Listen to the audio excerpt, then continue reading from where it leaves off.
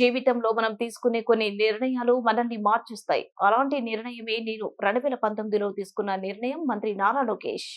జీవితంలో మనం తీసుకున్న కొన్ని నిర్ణయాలు మన్నే మార్చేస్తుంది. 2019లో నేను ఒక నిర్ణయం తీసుకున్నాను. నాకు పరిచయం లేని నియోజకవర్గంలో పోటీ చేయాలని. ఆ నియోజకవర్గం పేరే మంగళగిరి. ఆనాడు అతి తక్కువ సమయం ఉన్నందుక నేనేంటో మీకు అర్థం లేదు, మీ సమస్యలు ఏంటో నేను తెలుసుకోలేకపోయా. నేను వచ్చిన 20 రోజులకి ఎన్నికలు అయిపోయినాయి. 5300 ఓట్లతో ఆనాడు నేను ఓడిపోయా. ఓడిపోయిన రోజు బాధ కలిగింది. రెండో రోజు నుంచి ఆ బాధ, ఆవేదన నాలో కసి పెంచింది. ఇంకా కష్టపడాలి, మంగళగిరి ప్రజల మనసు గెలుచుకోవాలి. ఏ మెజార్టీ అయితే ఓడిపోయానో దాని పక్కన ఒక 0 పెట్టుకుని గెలవాలి అనే లక్ష్యంతో ఓడిపోయిన మరుసటి రోజు నుంచి నేను మీకోసం పనిచేశాను. తెలుగుదేశం పార్టీ నాయకత్వంతో దాదాపు 26 సంక్షేమ అభివృద్ధి కార్యక్రమాలు మంగళగిరి ప్రజల కోసం మేము చేస్తాం జరిగింది. మీకు ఆరోగ్యం బాగాలేకపోతే ఎన్టీఆర్ సంజీవిని పేరుతో మంగళగిరిలో ఒక క్లినిక్, తాడేపల్లిలో క్లినిక్, దుగ్గిరాలకు ఒక మొబైల్ క్లినిక్ పెట్టి ఉచితంగా చికిత్స కాదు మందులు కూడా ఈ రోజు కూడా మేము ఇస్తున్నాం. ఎక్కడన్నా నీటి సమస్య ఉంటే వాటర్ ట్యాంకర్లు పెట్టి నీళ్లు తోలాం.